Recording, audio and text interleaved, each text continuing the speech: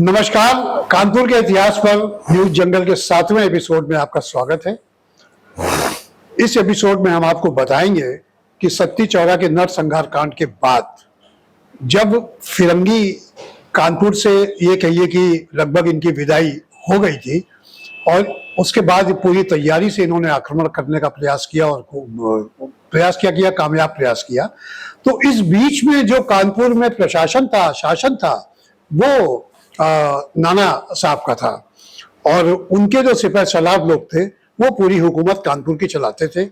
जगह जगह उनकी पंचायतें लगती थी, बैठकें होती थी और यहाँ तक कि कोतवाल भी उन्होंने नियुक्त किया। तो इस पर ये कुछ बड़ी अच्छी कथाएं हैं। इस पर चर्चा के लिए हमारे साथ मौजूद हैं कानपुर इतिहास समिति के महासचिव अनूप कुमार शुक्ला।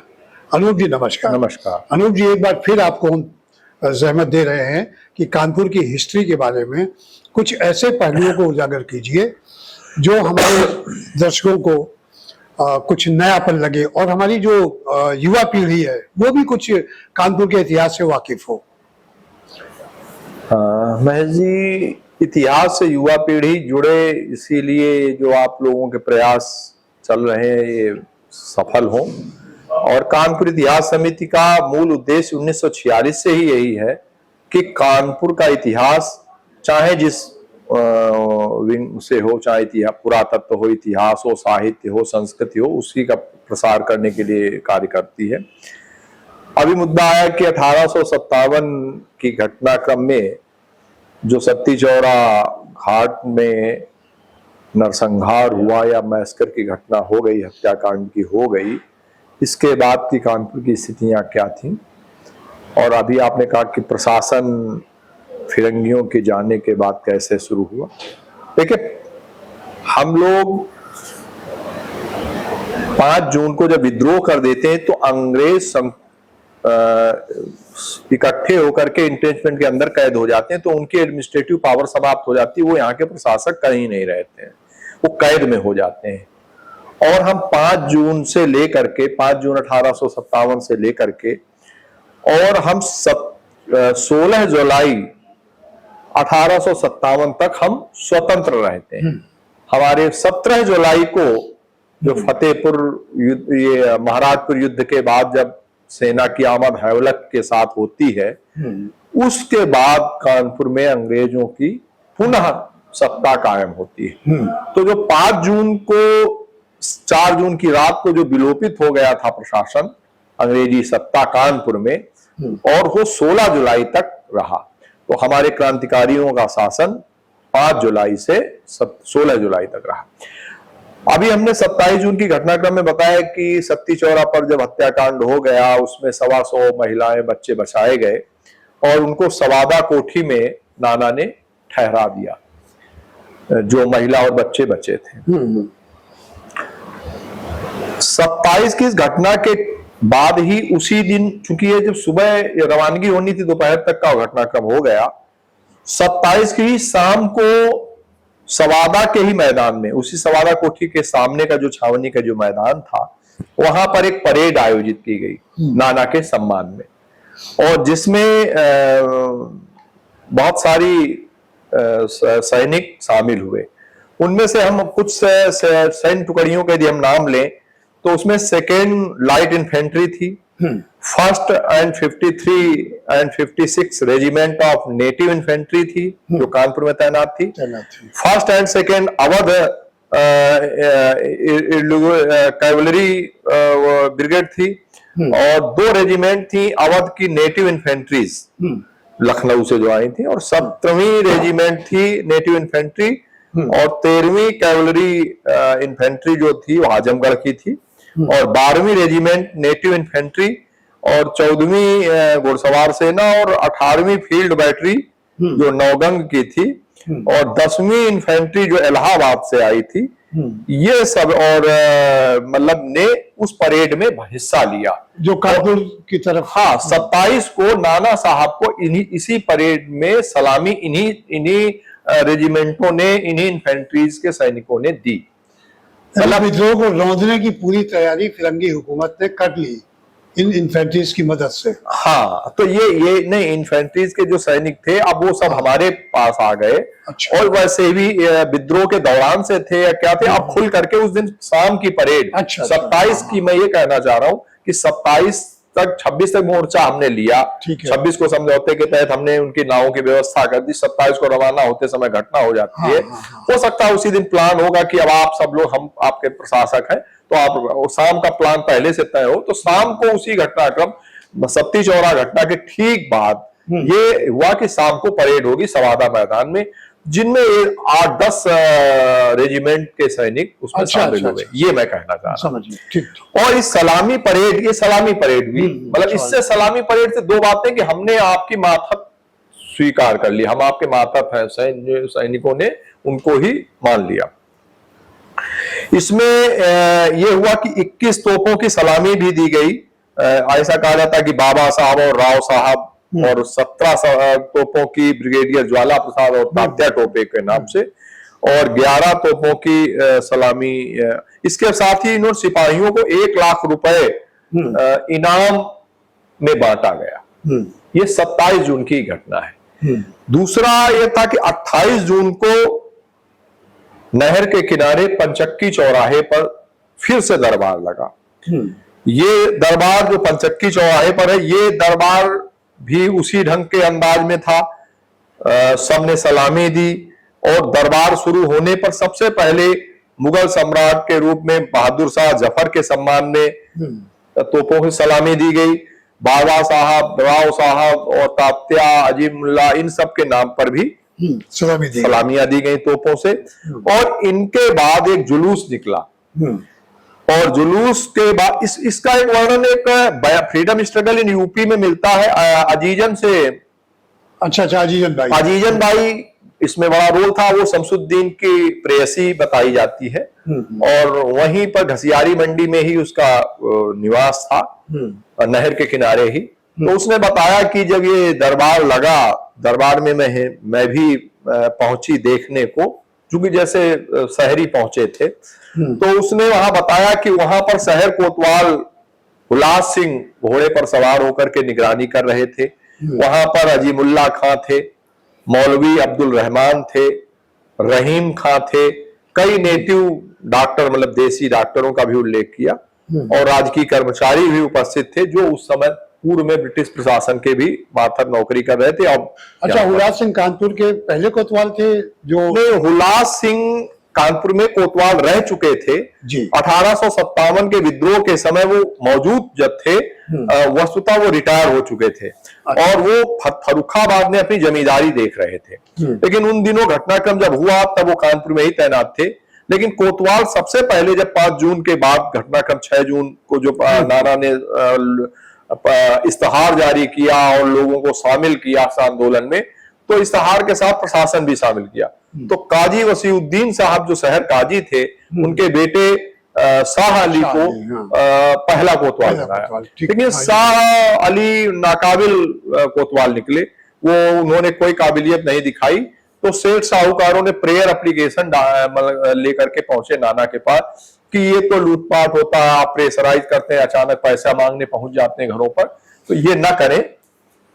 इससे बेहतर है कि पुलिस प्रशासन जो आपके यहाँ हुलास सिंह पहले कोतवाल था, और अब वो उसको नामित कर दें, तो हम लोग भी शहरी बच जाए, मतलब इस लूटपाट से, मतलब शाह अली के कोप से। तो फिर हुलास सिंह को बुलाया गया और हुलास सिंह से कहा गया कि आप कोतवाल पद संभाल लें।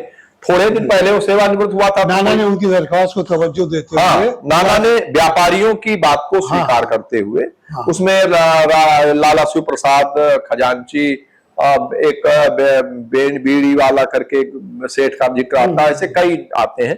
तो सब वो लोगों की बात मानी और उनको तवज्जो दे करके हुलास सिंह को कोतवाल। तो हुलास सिंह 57 में लगभग, हमें लगता काजी वसीउद्दीन का बेटा शाह अली लगभग हफ्ता 10 दिन रहा होगा कोतवाल। उसके बाद हुलास सिंह ही कोतवाल नामित रहे, और हुलास सिंह ने विद्रोही शासन के दौरान कोतवाल पद का अच्छे ढंग से निर्वहन किया। ऐसा लगता कहीं कोई आंतरिक ग्रही युद्ध जैसी स्थितियां नहीं थी, नियंत्रण में रही थी। अभी जो हमने कहा पंचक्की चौराहे वाला जब दरबार लगा, तो पंचक्की चौराहे के दरबार में भी ये सब चीजें जो हुई, वो उसमें हम लोग हरे झंडे के नीचे आने के आह्वान किए गए, अर्थात मुगल शासक जो हमारे बहादुर शाह जफर का नायकत्व स्वीकारा ही गया था। इसके बाद 30 जून को ये कहा गया कि बिठूर में पेशवाई होगी, जो पारंपरिक पेशवाई महाराष्ट्रियन लोगों ने और महाराष्ट्रियन पंडितों ने नियोजित किया कि बाजीराव की सत्ता जाने के बाद नाना साहब की पेशवाई की जाएगी। चूंकि अब स्वतंत्र कानपुर है, तो 30 तारीख को 30 जून को नाना को बिठूर में पेशवाई की गई। जो उस राज्यारोहण में कई दिनों तक उत्सव मनाया गया, तो इनको पुराना पारंपरिक रूप से एक रत्न जड़ित मुकुट पहनाया गया, चारों ओर जय जयकार की गई, और गंगा तट पर ये जो राज्यारोहण उत्सव था उसमें बहुत सारे जमींदार, स्थानीय तालुकेदार और जो उनके मुलाजिमत कर रहे प्रतिष्ठित ओहदेदार थे, वो सब शामिल हुए थे। और सभी ने को नाना ने यथायोग्य पुरस्कार भी दे करके दिया। नाना ने इसमें जो मुख्य रूप से पुरस्कारों में अलग अलग लोगों को जैसे दिया है, ट्रेवेलियन ने एक जगह लिखा कि नाना ने नहरगंग से होने वाली जो आमदनी थी, जियो ट्रेवेलियन की पुस्तक है कानपुर, अच्छा, उसमें ये जिक्र आया कि उसने ये कहा कि साहब ये जो है नहरगंग की जितनी आमदनी होती है ये अजीमुल्ला को दी जाए। अजीमुल्ला को बाद में कलेक्टरशिप भी दी जाती है।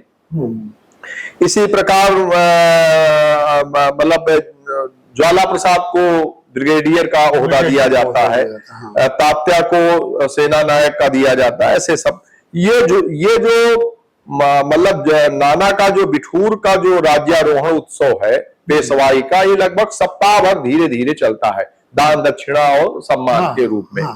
तो इसमें अच्छा यही समय था कि हमें नियोजित करना था अंग्रेजों के विरुद्ध प्लान करके कि आगे की रणनीति, वो हम लोग नहीं कर पाए, हम लोग रास रंग में डूब गए। तो ये तो खतरा बिल्कुल था ही था कि अंग्रेज पलट सकते हैं। हाँ, तो वही हुआ, वही तैयारी करने का समय था, मतलब वही नहीं कर। अच्छा, उसके अलावा हमारा रेवेन्यू एडमिनिस्ट्रेशन को इन्होंने नियंत्रण में किया। इन्होंने रामलाल जी को डिप्टी कलेक्टर नामित किया और अजीमुल्ला को मैंने बताया ही। अच्छा, उन्होंने इसके अलावा जो बाबा भट्ट को जो था वो मजिस्ट्रेट का पावर दिया था, और इसके अलावा कचहरी में उन्होंने नाना साहब ने राव साहब को बिठूर का प्रशासक बना दिया कि जो केवल बिठूर का एडमिनिस्ट्रेशन आप देखेंगे। और इसके अलावा उन्होंने ये जो आभा धनुर्धारी को बक्सी का ओहदा दिया, शाह अली को गुप्तचर मतलब अधिकारी बनाया, मूलचंद चौधरी को रसद ऑफिसर बनाया, शिवचरण को जेल दरोगा बनाया, विलास राय को सारिस्तेदार बनाया, लालचंद कायस्थ को रोबकारी नवीस बनाया, कैफियत अली को मुहाफिज दफ्तर। ये अपना दरबार भी लगाते थे? नहीं, अभी दरबार नहीं, अभी कलेक्टरी प्रशासन में बता रहा हूँ, रेवेन्यू का एडमिनिस्ट्रेशन।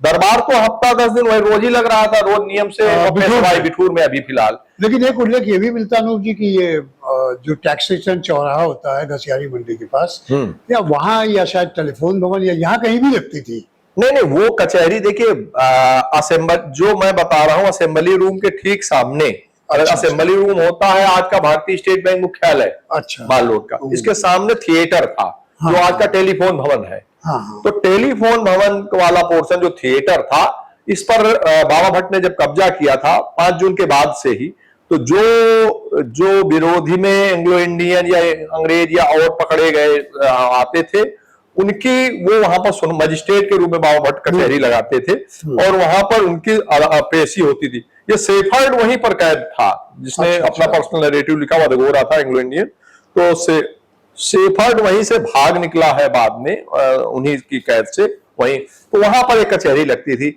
ये जो माल रोड पर जहां की बात चल रही थी, वहां भी हमने बताया था पंचक्की चौराहा, वही माल रोड पर, वहां पर दरबार लगा था जो 28 जून का दरबार था। तो इसी प्रकार उन्होंने मोहम्मद हबीब को मुहर्रिर बनाया, रहीम बख्श को भी मुहर्रिर, गुलाम रजूक को भी मतलब पूरा सेटअप पूरा ईश्वरी प्रसाद और शिवचरण लाल और भगवान प्रसाद नायब सारिश्तेदार बनाए गए। गुरुप्रसाद कायस को रोज नामचा नवीस बनाया गया, मथुरा प्रसाद को भी रोज नामचा नवीस बनाया गया, नायब रोमचांद, और हबी खान को परवाना नवीस और औलाद अहमद को नायब परवाना नवीस। लेकिन जो आपने अभी बताया कि वो फेलियर रहा जी, कि अंग्रेज अगर पलटते हैं तो उनसे कैसे मुकाबला करेंगे, यहाँ पर चूक गए। हाँ, अभी आगे उस पर इसीलिए कह रहा हूँ। रेवेन्यू के लिए इन्होंने मुख्यालय कलेक्ट्रेट की व्यवस्थाएं दे दी। तहसीलों में भी उन्होंने शाह अली को जादनऊ का तहसीलदार, महाराज बख्श को सार सलेमपुर का, लक्ष्मण प्रसाद को अकबरपुर का और मोहम्मद नजर खां को बिल्हौर तहसील, अहमदुल्लाह को बिठूर, अकबर अली को अकबरपुर और फरीदुज्जमा रसूलाबाद और अजीमुद्दीन सिकंदरा और अफजल अली घाटमपुर, वारिस अली डेरापुर, त्रिवेणी शाह भोगनीपुर, अशरफ अली शिवराजपुर। ये तहसीलदार कुछ विरोध में थे तो बदले गए, और जब जो मातहती स्वीकार कर ली थी वो सब वही तहसीलदार रहे। तो इस ढंग से रेवेन्यू कलेक्शन मतलब की आमदनी शुरू कर दी इन्होंने, और जमींदारों को इनको अपने जो संदेश गए उस ढंग से वो चलाने लगे।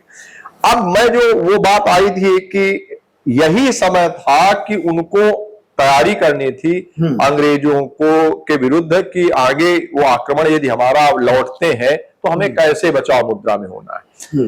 देखिए, वहां से अंग्रेजों ने इसी बीच उन्होंने एक किया कि लॉर्ड कैनिंग का निर्देश, जब लॉर्ड कैनिंग को संदेश मिला कि ऐसा ऐसा विद्रोह हुआ और ऐसा हत्याकांड हुआ, नरसंहार हो गया है कानपुर में, तो उसने फौज को निर्देश दिया कि वो इलाहाबाद कलेक्ट होकर के और कानपुर में आक्रमण करे, कानपुर का मोर्चा संभाले। तो उसके लिए उसने हैवलक को भेजा, तो हैवलक को मतलब चल देता है। उसी हैवलक के ही मोर्चे में बाद में 30 जून को ये नील भी कुछ सैनिकों के साथ ही चले आते हैं। तो ये लोग इलाहाबाद से जो फतेहपुर आ रहे होते हैं, फतेहपुर आने में उसी दौरान ये सैनिकों का इनका शुरू होता है, इसका कैसे क्या करे। तो जनरल हैवलक जब 1 जुलाई को आगे बढ़ रहा है और बाद में मेजर रेनार्ड यहीं पर रास्ते में मिलते हैं उसको, ऐसे करके ये 12 जुलाई के आसपास फतेहपुर आ जाते हैं। अच्छा, मतलब खागा आगा के युद्ध जो है, खागा में दरियाव सिंह ने मोर्चा लिया, ऐसे सब कौसाम्बी में भी कुछ टकराव हुए विद्रोहियों के, जीटी रोड से ये लोग आ रहे हैं। 12 जुलाई को जब फतेहपुर में फौज आ गई, ब्रिटिश फौज, तब नाना सतर्कता दिखाते हैं। नाना को जब ये संदेश फतेहपुर में मोर्चा की बात आती है, वहां विद्रोहियों का दमन हो रहा है, तो उस संदेश पर नाना ने ब्रिगेडियर ज्वाला प्रसाद और तात्या टोपे और अन्य लोगों को नेतृत्व में इन्होंने सैनिक बाबा भट्ट और मौलवी लियाकत अली इलाहाबाद विद्रोह से ही भागे हुए क्रांतिकारी थे। अच्छा। वो कानपुर में आए थे, तो उनके साथ ही वो फौज जो इनके पास जो फौज थी विद्रोही सैनिकों की, वो फतेहपुर में मोर्चा लेने पहुंची। तो 12 जुलाई से हमने मोर्चा लेना शुरू। अब देखिए, यही सतर्कता हम जो हमारे समय उसमें पेशवाई और दरबार और इनमें चला गया, साथ ही साथ ये और करते रहते तो व्यूह रचनाएं हो सकता। जी, हाँ, तो हम लोग हो सकता है फिर से पराजित ना हो पाते। ब्रिगेडियर ज्वाला प्रसाद ने फतेहपुर वाले मोर्चा में बड़ा हिस्सा लिया और उसमें फिलहाल थोड़ा मतलब उन्होंने शिकस्त तो दी, लेकिन हम ज्यादा देर टिक नहीं पाए और हम पीछे हटे।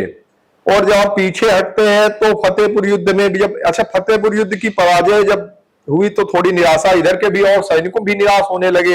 हाँ। इन्होंने सोचा था कि हम लोग एकजाई पहुंच रहे, तो फिर फतेहपुर से 26 मूल आगे मतलब इधर कानपुर की तरफ ही औंग का मोर्चा होता है।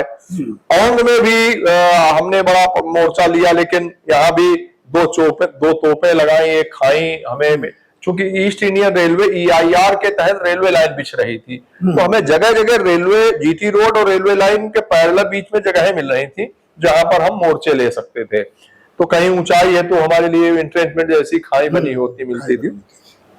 इसमें रेलवे के अंग्रेज इंजीनियर भी कत्ल कर दिए गए थे कानपुर में, ईस्ट इंडियन रेलवे के। तो आरसोल चक्र में उनके 10-12 अंग्रेजों का जो कत्ल हुआ उनके नाम लिखे गए हैं। तो ऐसे करके मोर्चा हुए। इसमें बाला साहब को एक गोली लग गई, क्या नाम, फतेहपुर पांडु नदी युद्ध के आसपास। तो इनको नाना ने बड़ा सम्मान किया और रण कुशल की उपाधि दी। बीच में तात्या ने बहुत सारे व्यूह रचनाएं ऐसी की कि वो उसको अंग्रेज सैन्य अधिकारियों ने बहुत सम्मान दिया। जैसे पांडु नदी के युद्ध में पुल तोड़ने का प्रयास किया विद्रोही सैनिकों ने कि जिससे इधर आ न पावे, तो लेकिन वो सक्सेस नहीं हुआ, उसमें आग तो लगा दी गई। लेकिन हैवलक के साथ चल रही सैनिक सब जगह जगह पहले ही देख लेते, तब आगे टुकड़ी बढ़ती। तो ऐसे करके हम फतेह औंग के बाद, पांडु नदी के युद्ध के बाद हमारे कानपुर में एंट्री हो गई फौज की 15 जुलाई की, मुझे लग रहा को। महाराजपुर युद्ध 16 जुलाई को होता है। 16 जुलाई को यहाँ पर जो वही रेलवे लाइन के आसपास का जगह होती है जो मुड़ते हैं, जहां से जीटी रोड भी छोड़ सकते हैं और कानपुर छावनी की ओर प्रवेश कर जाए, वहां पर मोर्चा पहला लिया गया। उस मोर्चे के बाद भी नहीं सिमट पाए। तो इस ढंग से महाराजपुर युद्ध के बाद भी हम लोग 16 जुलाई को शिकार हो गया और हम 17 जुलाई को कानपुर में सैन्य मतलब अंग्रेज फौज दाखिल हो गई और हम लोग शिकस्त हो गए। इधर नाना और अजीमुल्ला और ये सब लोग बिठूर चले गए, पलायन कर गए और वहीं से उनका अवध की ओर मूवमेंट हो जाता है। बहुत बहुत धन्यवाद अनूप जी, बहुत बहुत धन्यवाद। आपने काफी कुछ जानकारी हमारे दर्शकों को दी और आप ये एपिसोड देखते रहिएगा। अगले एपिसोड में हम कुछ नया लेकर के आएंगे। तब तक आप देखते रहिए न्यूज़ जंगल।